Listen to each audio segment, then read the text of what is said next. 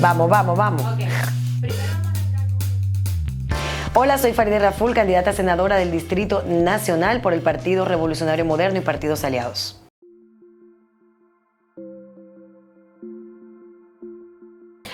¿Por qué yo decidí estudiar Derecho? Porque sabía que me iba a dedicar a la política y tenía que vivir de algo. Entonces, para vivir de algo, elegí la profesión, la carrera de las ciencias jurídicas.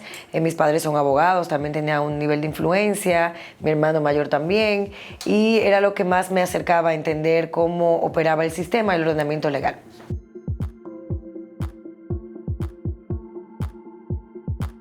Yo nunca me he imaginado mi vida sin la política. Desde que yo tengo uso de razón, yo creo que toda la vida he pensado que la política es algo inherente a mí y nunca la vi ajena. Incluso todas mis perspectivas o proyecciones desde muy pequeña eran dedicarme a la política, pero cómo hacía para no vivir de ella y cómo podíamos aportar un granito de arena. Yo me crié en una casa donde se respiraba y se respira todavía política 24/7, pero además en coyunturas donde la democracia estuvo mucho en riesgo, sobre todo cuando yo estaba pequeña, ¿verdad?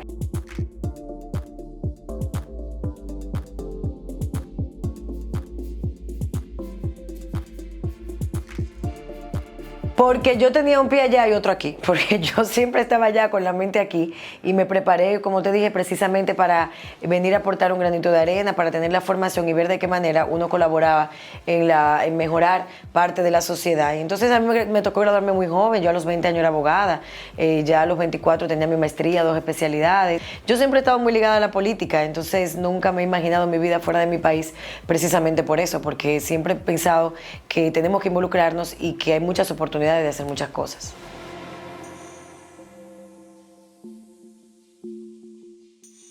Muchísimas. Nosotros tenemos un problema que tiene años, que es la profundización de la falta de oportunidades en la gente, la gran desigualdad social, el tema de que no tengamos el mismo acceso y cobertura a la salud entre todos, el tema que tiene que ver con la seguridad social, que todavía somos incapaces de proteger a las personas que aportan lo mejor de sí en sociedades productivas y cuando llegan ya a una edad donde deben descansar, no tenemos respuesta para poder garantizar que vivan dignamente de lo que ya trabajaron, que es el sistema de pensiones y jubilaciones, por ejemplo. El tema de crear un Estado eficiente, un Estado más pequeño, que involucre menos recursos en cosas que realmente nos repercuten.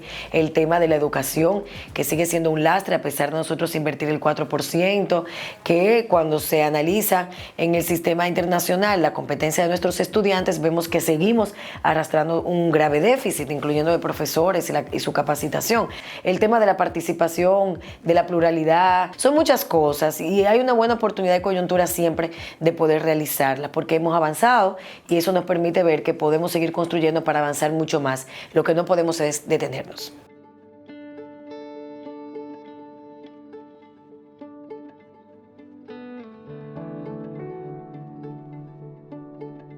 Precisamente porque el sistema tiene que mejorar y tú no puedes darte por vencido. Yo creo que parte de lo que es una carrera política es la persistencia que tengamos, no es una carrera de velocidad.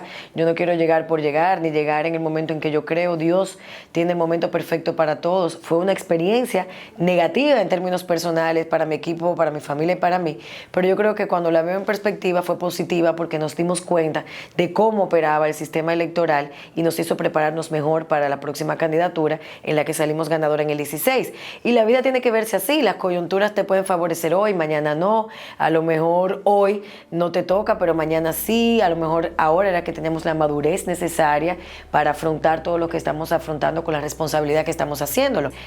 Pues seguir y seguir, yo no creo en detenerme, como dije, yo creo en continuar, hacer un trabajo, no dejarse distraer y no estar pendiente de los ruidos. Siempre va a haber ruidos que traten de sacarte del camino. Lo que uno tiene que saber para dónde va, cómo hacer el camino hacia dónde va y construirlo en base a la dignidad. Yo creo que sí se puede y lo hemos logrado.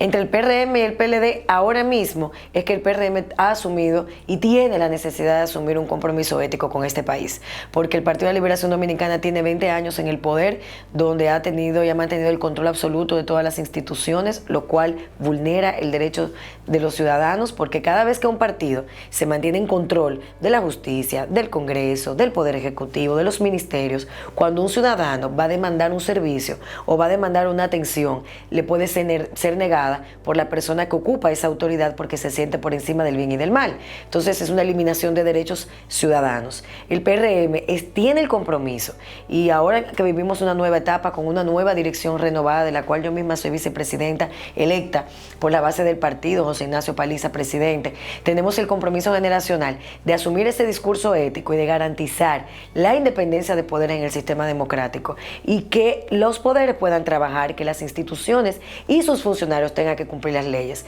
Y esa es la diferencia en este momento, y la encabeza el Partido Revolucionario Moderno.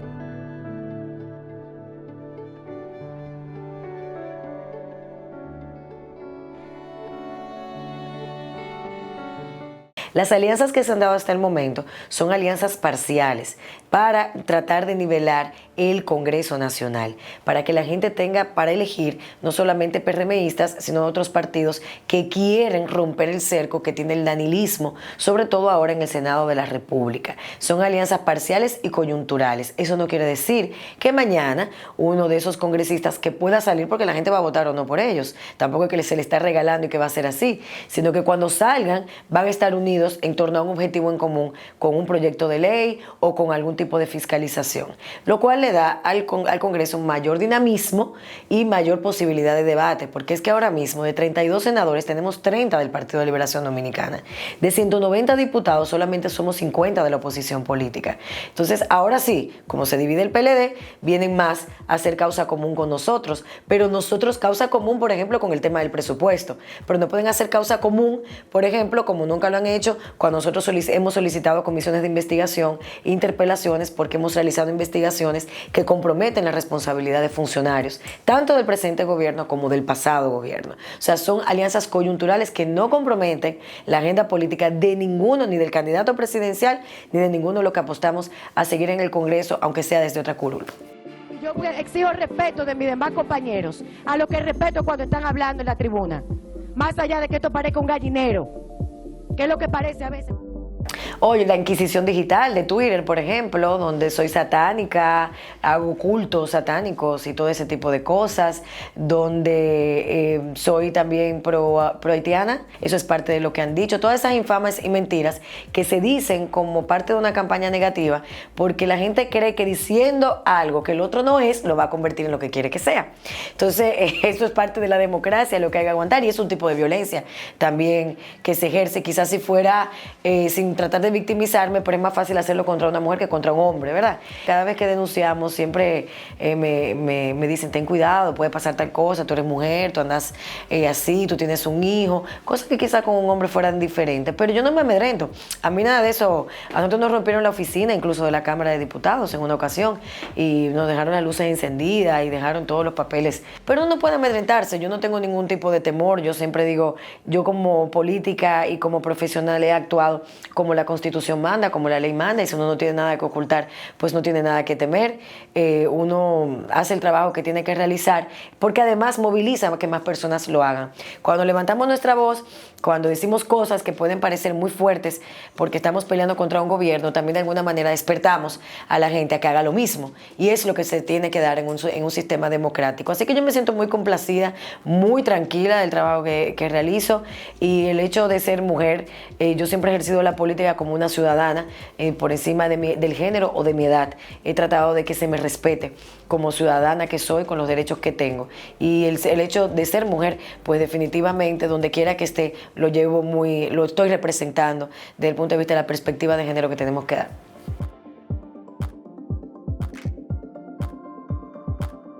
Porque quien no lo entiende, porque no están participando en un partido político. Es muy bueno a veces hablar desde fuera sin saber lo que se vive dentro. Los partidos políticos son estructuras creadas por hombres para manejo de hombres y el poder está muy asociado a la virilidad masculina. Entonces, cuando una mujer comienza a tener algún tipo de incidencia, los hombres creen que se va a dar un desplazamiento natural y no es un desplazamiento. Yo digo, nosotros tenemos que coexistir con las dos visiones que tenemos del mundo, porque de eso se trata el mundo, de un equilibrio, ¿no? Es muy difícil la estructura partidaria, yo creo que en parte la sociedad también, de decir, la mujer tiene talento, tiene capacidad, tiene potabilidad, o sea, tiene potabilidad, trabaja, tiene el mismo ritmo que nosotros y hay que respetarla por eso. No, para nada. Cuando nosotras estamos disgustadas, dicen que estamos histéricas o que somos locas o que tenemos un periodo menstrual que estamos pasando en ese momento. Todas esas cosas son denigrantes, tenemos que vivirlas dentro de los partidos. Cuando se habló de la discriminación positiva de la cuota, que fue el doctor José Francisco Peña Gómez, fue precisamente para visibilizar el trabajo de tantas mujeres que no eran capaces de llegar en sus demarcaciones a ocupar puestos de dirección porque los hombres no se lo permitían. Entonces es la única forma de que las mujeres comiencen a subir y comiencen a ser tomadas en cuenta. Ojalá yo que no hubiera cuotas, ojalá yo que se hablara normal de un 50%, de un 50-50 o de que nosotras tenemos que está abierto y que bueno, por la capacidad de cada uno, pero no opera así. Para llegar a eso tenemos que seguir educando, tenemos que seguir desmontando una cultura evidentemente machista, que el machismo lo que hace es que cree en la supremacía del hombre por el hombre frente a la mujer, cosa que no es real. Y lo desmontando, hemos avanzado, pero tenemos que seguirlo trabajando. Así que mientras tanto eso se dé con las nuevas generaciones, tenemos que seguir apelando a que las mujeres tengan participación dentro de los partidos políticos.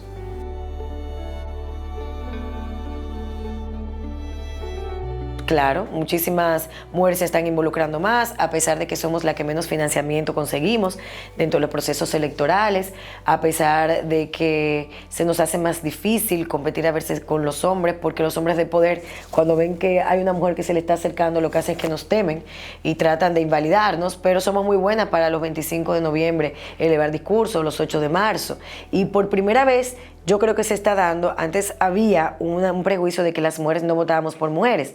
Y mi experiencia es todo lo contrario. O sea, cuando analizamos el target del trabajo político que estamos haciendo, quienes más me apoyan a mí son las mujeres, o quienes más se identifican con lo que yo hago quizás son las mujeres de manera natural. O sea, que se está dando un cambio. Ya las mujeres estamos participando. No solamente somos más en las escuelas o en los puestos de trabajo, buscando puestos de trabajo, sino que estamos siendo también más solidarias desde el punto de vista del activismo. Y eso es importantísimo, porque quiere decir que no estamos solas. Y cada paso que nosotros hemos dado, las mujeres a lo largo de la historia, nos ha costado mucho.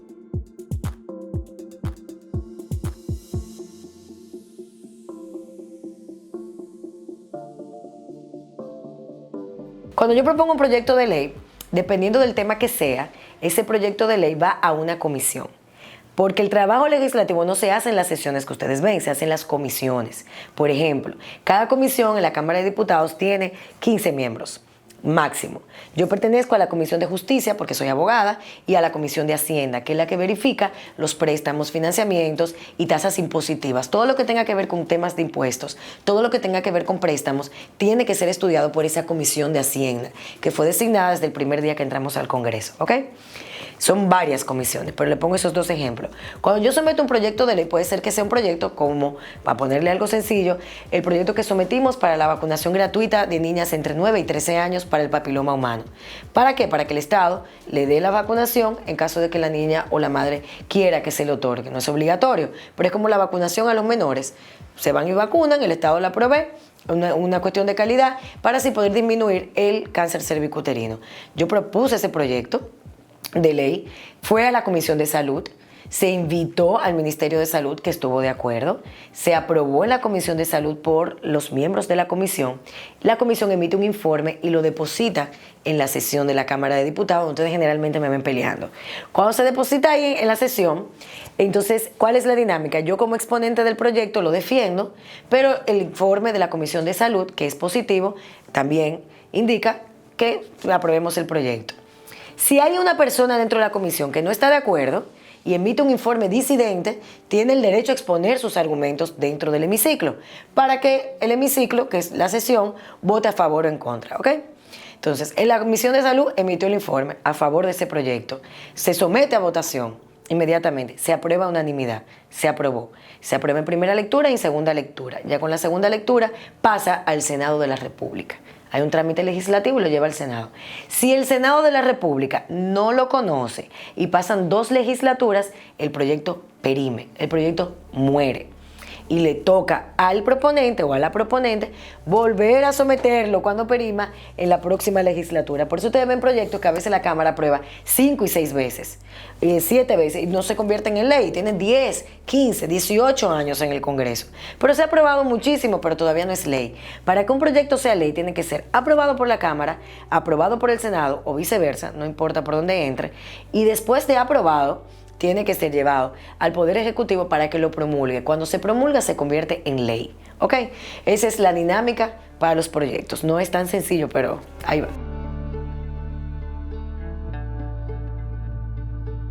Bueno, en los sistemas bicamerales así es que debe funcionar porque es lo que garantiza el equilibrio de las fuerzas políticas. Por ejemplo, para la reelección presidencial, ahora que se quería imponer, el Senado no había discusión porque 30 de los 32 senadores, ahí había prácticamente 26 con el presidente Danilo Medina. Pero en la Cámara de Diputados se le armó el tranque porque no reunían la mayoría calificada. O sea, reunían la mayoría, pero para convertirlo en asamblea no tenían la mayoría calificada, que es la 2/3 parte de los presentes. Entonces la dinámica es interesante porque a veces del Poder Ejecutivo mandan proyectos que nosotros paramos en la Cámara de Diputados. Por ejemplo, los financiamientos, los préstamos que llegan para ser aprobados inmediatamente, nosotros los detenemos y decimos, no, espérate, esto hay que analizarlo. En muchos de los casos, en otros no, en otros se aprueban igual, pero por lo menos hacemos posible que los lleven a la Comisión de Hacienda para nosotros como oposición política analizarlos. El caso, por ejemplo, de qué tema sí que me acuerde rápido, de la ley de lavado de activos, cuando se mandó del Palacio al Senado, fue un lapso de 24 horas a la Cámara de Diputados para que se aprobara. ¿Qué hicimos nosotros? No conocemos la ley, no la vamos a aprobar. Entonces los partidos de oposición se unieron para impedir que se aprobara. ¿Qué hicimos después? Pues bueno, ya la parte oficialista, que es la parte del gobierno, nos llamó y ahí yo hice una labor lo más activa posible porque quizás tenía un poquito más de conocimiento o acercamiento al tema y logré que mi bancada discutiéramos pues la ley de lavado de activos y sometiéramos las modificaciones y conversáramos con la parte oficialista para decir, si ustedes quieren la ley, porque hay una presión internacional, la vamos a tener, pero nosotros queremos que se incluyan las bancas, que es como sujetos obligados, queremos esto, esto y esto y esto, y lo logramos. O sea que la dinámica es importante. Lo que sí es que hay que obligar al Senado de la República a que trabaje, porque el problema es que no lo hace. No se reúnen comisiones. Hay, por ejemplo, la Cámara de Diputados, que para eso es algo lo que queremos llegar al Senado, tenemos un manual de técnica legislativa, de procedimientos que hacen que se acelere el proceso de aprobación de leyes en las comisiones. Sin embargo, en el Senado no existe. Eso es parte de lo que tendríamos que unificar en las modificaciones que queremos hacer al reglamento del Senado. El Senado tiene que ser más activo, el Senado tiene que trabajar más y tiene que dejar de ver a la Cámara de Diputados como si fueran sus adversarios, sino verlos como congresistas iguales y velar por el interés colectivo. Ahora mismo el Senado de la República funge única y exclusivamente para ser un sello gomígrafo del Poder Ejecutivo.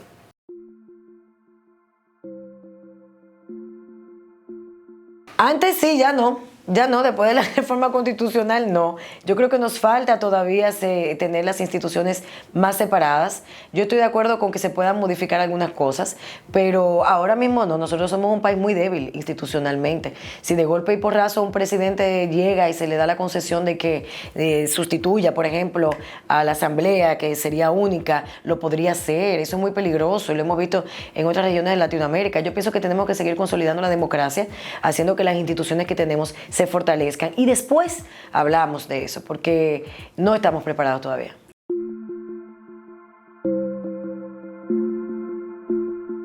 ¿A qué yo voy al Senado? Precisamente a eso, a representar al Distrito Nacional, que es una plaza que ha estado sin representación durante muchos años en el Senado de la República. Nosotros necesitamos un liderazgo mucho más cercano, que la gente entienda qué hace un senador, que la gente entienda que un senador, igual que un diputado, es un representante, que no es más de ahí, que es la persona para cuando hay un problema en un sector, poder tramitarles el problema y que esa persona pueda, con la influencia que tiene dentro del Congreso, hablar con el gobierno central, con el gobierno local, con las autoridades, para que la comunidad y las autoridades se entiendan, porque para eso nos representa. A veces la gente me dice, yo puedo llamarla para eso, usted me puede llamar para todo, porque yo soy una representante, y para eso a mí me pagan, para representar. No es solamente para yo levantar mi voz por estudios e investigaciones que haga, que le acercan a la sociedad, sino también para representar a cada uno de esos sectores. Puede ser el sector energético, puede ser el sector popular donde se desarrolla, puede ser un desalojo en algún lugar, puede ser un puente que se necesite, puede ser una acera. Número 2, en el Senado, igual que en la Cámara de Diputados, hay que fiscalizar. Fiscalizar es velar porque las leyes que se aprueban se les esté dando cumplimiento. Sobre todo los funcionarios que manejan fondos públicos, que son de los impuestos que nosotros pagamos, que todos pagamos. Porque a veces me dice la gente, yo no pago impuestos. Si usted paga impuestos. Cuando usted paga un galón de gasolina, está pagando impuestos. Cuando usted compra una tarjetita del celular, está pagando un 28, casi 30% de impuestos de esa tarjetita. Cuando de gasolina, 18, más del 18%. Cuando usted va al supermercado, cada cosa que compra, a menos que sean de los que están exentos, paga impuestos indirectamente. Entonces, todos pagamos impuestos. Y ese dinero va al Estado, que es de lo que el Estado se alimenta, para poder dar respuesta a las necesidades del pueblo. El problema es que cuando no se le da respuesta y se lo roban, entonces nos van quitando derechos. Y eso tiene que hacerlo el Congreso, lo dice la Constitución. Y por eso hemos fiscalizado, porque es nuestro rol y mandato constitucional. Si yo me doy cuenta que hay un contrato ilegal que beneficia a personas en particular que son del gobierno, yo tengo que denunciarlo, investigarlo para poder lograr que el Congreso accione. ¿Y qué puede el Congreso hacer después que diga, bueno, sí, esa persona es culpable de eso? Bueno, la Constitución dice que tenemos la posibilidad de elevar una moción de censura. Una moción de censura es censurar los actos que encontramos negativos de un funcionario y someter al presidente de la República a su destitución. ¿Por qué? Porque ese es el rol del Congreso. No somos fiscales, somos Congreso. El fiscal que se entere de eso tiene que investigar los actos de corrupción. Y eso tiene que hacerlo también el Senado de la República y la Cámara de Diputados. Y yo quiero que cuando lleguemos al Senado podamos modificar los estatutos para que, y también ver de qué manera la toma de decisiones no se dan con la mayoría que está allí, sino que le permitamos el debate también a las minorías. Y la otra, legislar. Legislar no es solamente someter proyectos de leyes, legislar es participar en las comisiones, opinar y estudiar de cada uno de los proyectos que llegan. Y hay que legislar para el futuro. ¿Cómo nosotros vamos a garantizar el derecho laboral de esta nueva generación que trabaja desde aquí y reporta en Indonesia su trabajo? ¿Quién lo protege? ¿Qué pasa si no se le paga? Todas esas cosas son de los grandes desafíos que tenemos con la globalización y las tecnologías que no estamos vislumbrando. Vamos a poner impuestos a las redes sociales, pero ¿qué clase de impuestos vamos a poner? ¿Bajo qué criterio? ¿A quiénes les vamos a cobrar? Todo eso tiene que ser normado. La economía naranja, la cultura y el arte, que significan una entrada inmensa en nuestro Producto Interno Bruto, tampoco está siendo regulada. Y eso es parte de las tendencias que nosotros tenemos que comenzar a ver si queremos pensar en futuro. Y el Senado tiene que activarse porque está anquilosado con muchos dinosaurios adentro.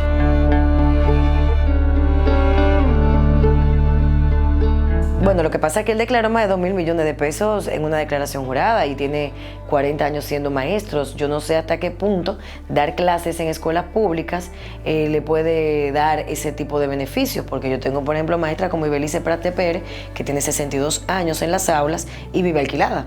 Entonces, claro, la gente se pregunta la desproporcionalidad de tus ingresos con lo que tú tienes, ¿quién te la investiga?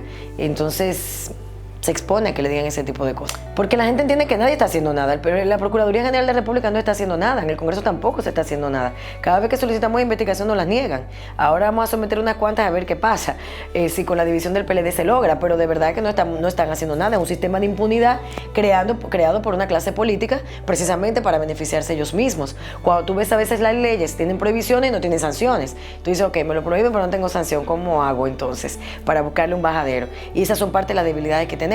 Por eso hay que decirle a la gente que se empodere, que no se calle, que salga a la calle y que no tenga miedo, que digan lo que digan, pero hay que hacer que el otro cumpla y que respete el patrimonio del pueblo dominicano.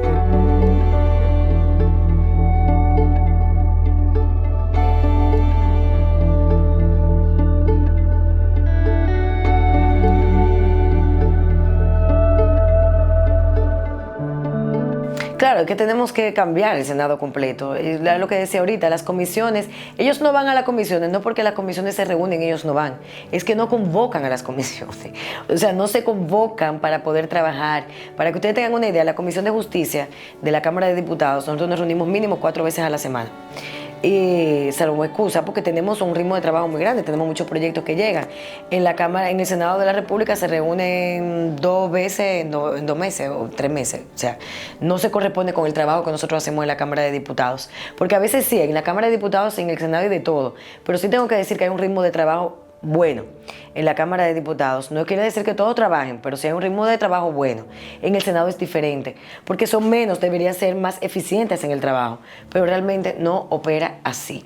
Entonces, por eso es que hay que llegar para que la gente exija, para que la gente entre al Senado, para que la gente vea lo que está pasando y para que los senadores se deban a la gente a la que representa, porque claro, muchos de los que están ahí llegaban por el voto del arrastre de los diputados. No es que ellos conseguían sus propios votos. Ahora, con la eliminación del arrastre, tienen que hacer compromisos con sus comunidades y tienen que salir a buscar su voto, porque el voto es directo al candidato a senador o a senadora. Ya tú vas a poder votar por mí, por ejemplo, para la senaduría, y por el diputado o la diputada de otro partido. Antes eso no se podía, porque el que votaba por una diputada votaba por el senador de esa misma boleta. Entonces, eso todo va a cambiar ahora. Y como yo te dije, tanto el partido como nosotros en nuestro ejercicio tenemos un compromiso real con la transparencia y con el uso de los fondos públicos. Por ejemplo, ahora el presupuesto del Senado es equiparable al de la Cámara de Diputados. Y cuando tú buscas la página de transparencia en la del Senado de la República, vas a ver que hay un monto que está muy a discreción del presidente del Senado, que no se le da absolutamente nada de detalles a quien entra a esa página. Eso es parte del oscurantismo que se ha manejado allí.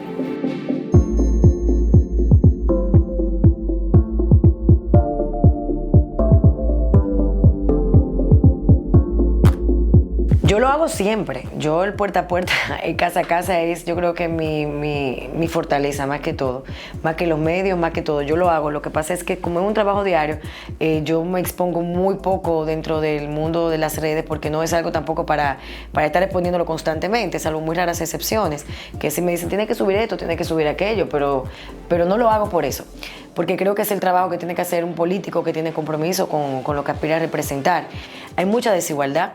Hay mucha tristeza, hay mucha droga en nuestros barrios, en nuestros sectores, que están alienando a una gran parte de la juventud, y lo he visto y es muy triste. He visto el desamparo y la tristeza en muchas personas a las que uno trata de darle fuerza para que siga adelante, pero tienen una realidad bastante hostil. He visto la dignidad de mucha gente que, sin importar la miseria más absoluta en la que vive, sale día tras día a tratar de ganarse la vida sin robar, sin hacer daño a nadie, sin asaltar absolutamente a nadie, y duermen en paz aunque no tengan el pan para poder darle a sus hijos ese día. O sea, y yo creo que esa es la parte más linda. He visto la enfermedad de niños, he visto la enfermedad de ancianos que no tienen acceso a un sistema de salud, que cuando llegamos uno trata de ayudar en la medida de lo posible, con gente también que ayuda a uno, porque uno no tiene una varita mágica, uno quisiera desaparecer todo el dolor, pero lamentablemente no se puede. Entonces vemos mucho la injusticia social. He visto las mujeres abusadas por sus parejas, he visto las niñas embarazadas, niñas siendo madres de niños, y he visto cómo han llegado allí, cómo ese círculo las ha convertido en víctimas sin que ellas se den cuenta. He visto a los hombres arrepentidos, he visto a los hombres agresivos. Uno ve todo y de todo en cada una de estas caminatas, pero sobre todo ve que hay mucha esperanza para seguir adelante, y que el cariño con el que nos recibe la gente es el motor para nosotros decir sí vale la pena. O sea, que yo me siento muy satisfecha de eso y disfruto a plenitud, con todo el corazón, hacerlo.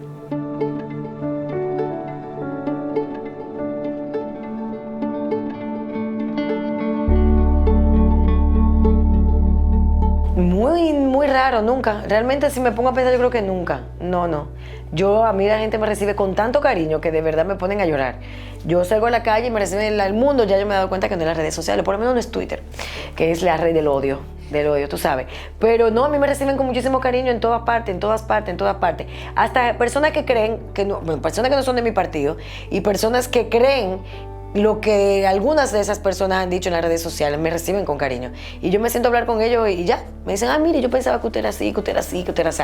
Y yo no, yo soy así, tal cual. Yo no tengo pose. Yo soy quien soy desde siempre. O sea, mis amigos siempre me dicen, ¿por qué tú eres así desde el colegio? Sí, pero ahora en el Congreso la gente no lo ve así. La gente ve a uno ya con una chaqueta, que hoy la tengo puesta porque tengo que ir al Congreso, pues no la tuviera. Y la gente te ve como, ay, incluso cuando me ven, pero tú te ves diferente en el Congreso. Y yo, ok, pero soy yo de la misma.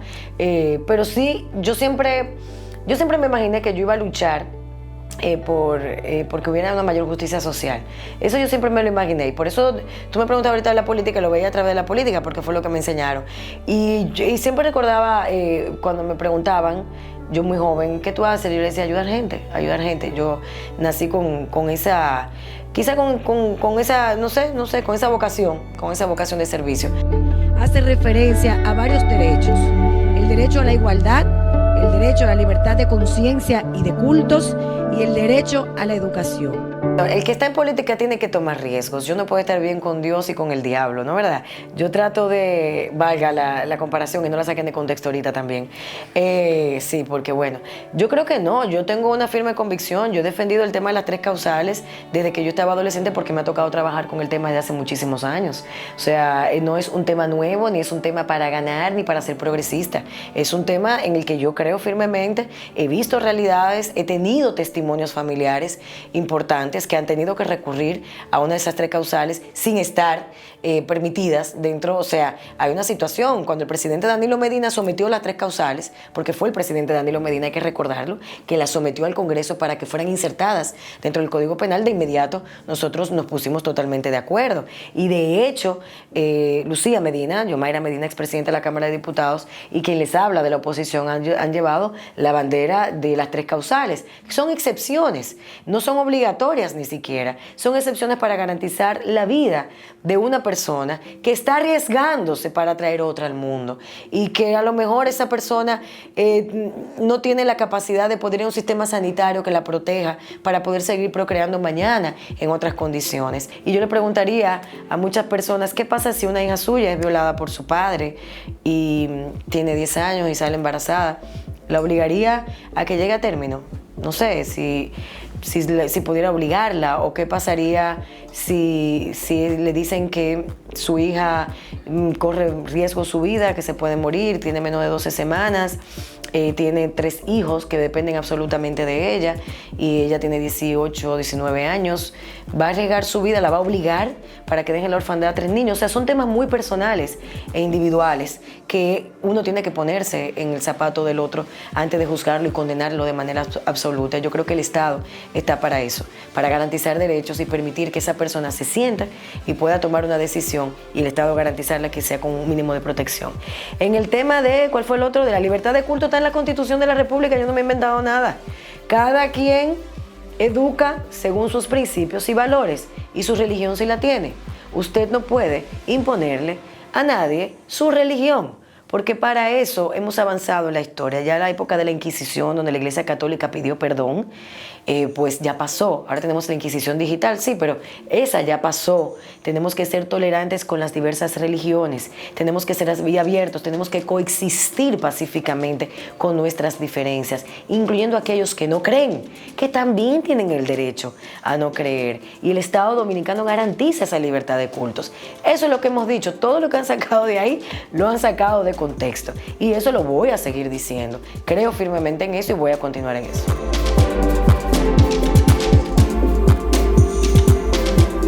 Claro que sí, tanto esos temas como el tema de la nacionalidad son temas que se instrumentalizan políticamente, sobre todo cuando tú no tienes propuestas o cuando no tienes liderazgo político. Entonces, claro, ¿qué tú haces? Tú coges temas donde dices, mira, allí yo detecté que puedo utilizar una campaña negativa contra fulana, déjame coger estos temas para atacarla y ganarme esta popularidad de este sector, porque no tiene la posibilidad de ganarlo de otra forma.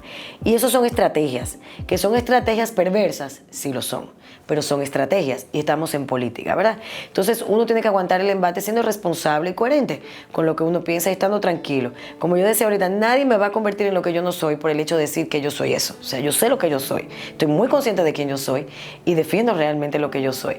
Y lo van a utilizar políticamente, por supuesto que sí, pero la verdad yo creo que siempre sale a la luz. Y el que cree en Dios y el que cree realmente en los valores que uno quisiera que se impusieran dentro de la familia dominicana, tiene que creer en el respeto a los otros y en el amor al prójimo. Entonces ya eso no pasa nada. Hay que trabajar, yo digo, la gente tiene que trabajar, buscar su nicho, ver dónde es fuerte y tratar de ganar un electorado dependiendo de la capacidad que tenga.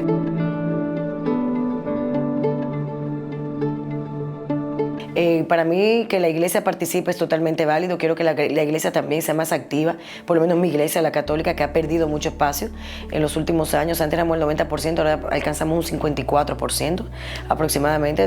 Muchas personas se han movido hacia el protestantismo. Esa es la realidad. Tenemos que reflexionar porque la iglesia debe también encabezar con la gente que está allí parte de los reclamos de la sociedad, pero de cada sector, de un sector popular.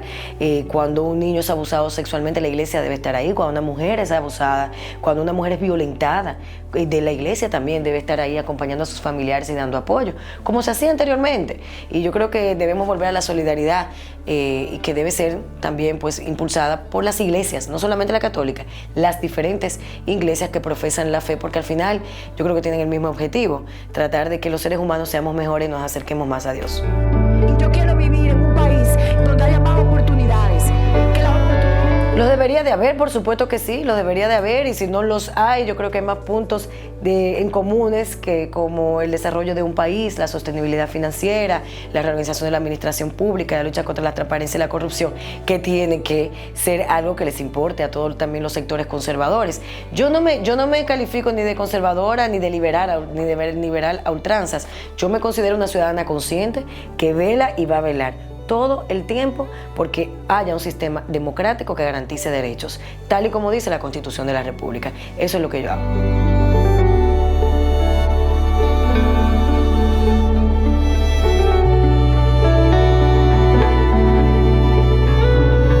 La Cámara de Diputados, la reintrodujimos, está en la Comisión de Administración Pública.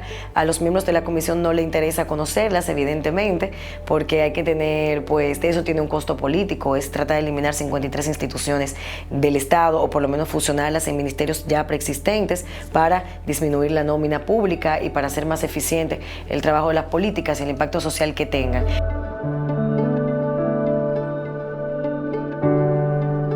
Claro que sí, de hecho también mi partido y Luis Abinader se han comprometido dentro del plan de gobierno a asumir el proyecto para poder aplicarlo de ganar las elecciones en el 2020. En el Senado, como quiera, lo vamos a llevar porque eso implica una reforma legal importante que nosotros estamos preparados para poder realizar. Ya hay muchos países que están trabajando el tema, por ejemplo, ahora recientemente estábamos en Francia reunidos precisamente con la comisión que está reformando toda la administración pública del Estado francés, precisamente por estos temas, y estamos ya en conversaciones para poder también aunar esfuerzos con diferentes entidades y poder lograr que esto sea una realidad para el provecho del pueblo dominicano. Que tenemos que participar, solamente nosotros podemos hacer el cambio, no podemos quedarnos en la inercia ni sentados en nuestras casas viendo cómo destruyen nuestro país y las oportunidades que nosotros queremos tener. El verdadero poder lo tenemos cada uno de nosotros el día de las elecciones, ejerciendo nuestro derecho al voto. Tu voto cambia absolutamente todo. Así que párate ese día, vota, participa y también sé garante de la democracia nacional en las mesas electorales para defender el voto de las demás personas, porque eso sí es necesario.